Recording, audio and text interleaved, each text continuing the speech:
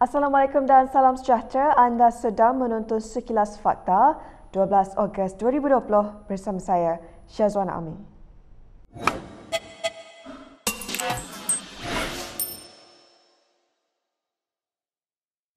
Majlis Bandaraya Shah Alam MBSE menyita beberapa premis perniagaan yang beroperasi tanpa kebenaran dalam operasi bersepadu di Bandar Baru Sungai Buloh hari ini. Antara premis yang telah disita merupakan sebuah pusat hiburan tanpa lesen dan beberapa premis perniagaan lain.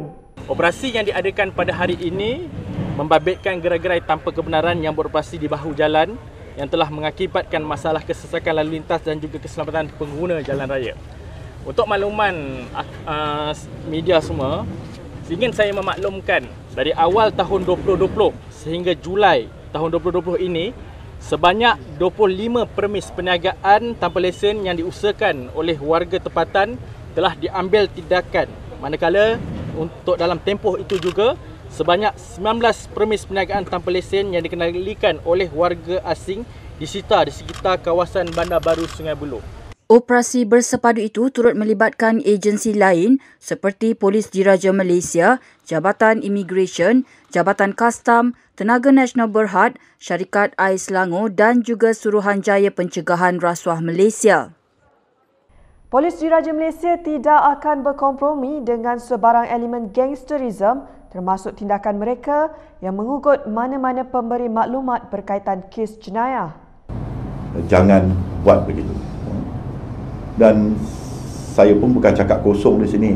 Sejak awal tahun ini lagi, banyak tindakan terhadap gangsterisme ini telah diambil oleh Jabatan Siasatan Jenayah. Across the board, bukan saja geng daripada satu kaum, pelbagai kita ambil tindakan terus untuk tangani. Amat serius.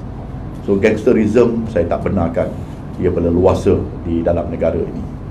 Ketua Polis Negara Abdul Hamid Bado berkata demikian semasa merujuk kejadian pemilik Hot Burger Malaysia Muhammad Asri Hamid yang mendakwa beliau diugut gangster susulan pembongkarannya mengenai aktiviti perjudian di Sungai Buloh baru-baru ini.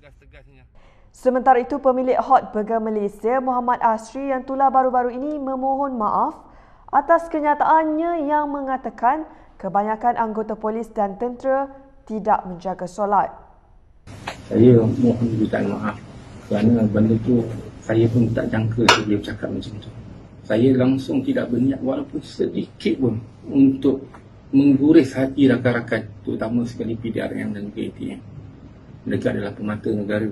Saya lagi sekali demi Allah memohon kerana Allah Ta'ala, memohon maaf kerana Allah Ta'ala. Saya memohon maaf kerana Allah Ta'ala. Maaf kerana saya di atas segala kesilapan saya.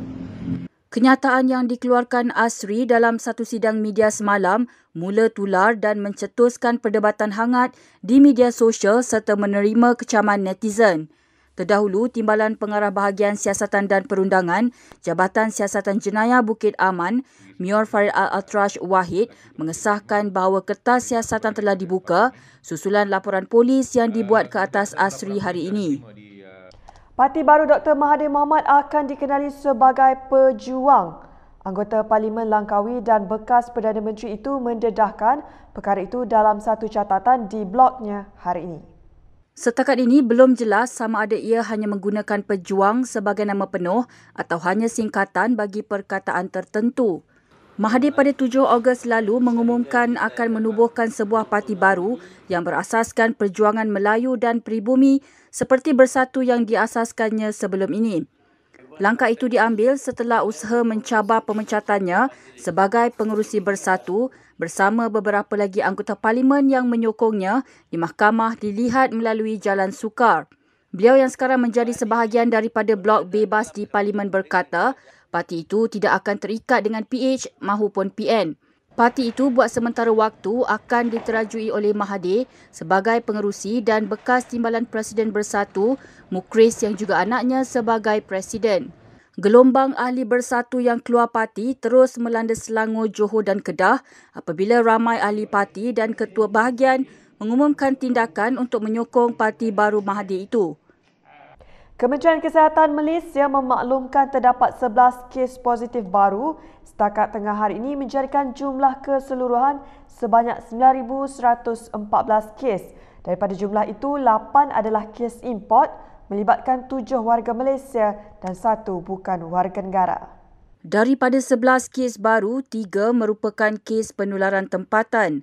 3 kes tempatan yang dilaporkan di Kedah dan Sabah pada hari ini adalah daripada saringan bergejala dan saringan tahanan. Ini bermakna tiada kes yang dilaporkan dari mana-mana kluster COVID-19 di Malaysia. Dalam pada itu, KKM memaklumkan seramai 8 lagi pesakit telah sembuh, menjadikan jumlah pesakit pulih kepada 8,817 orang.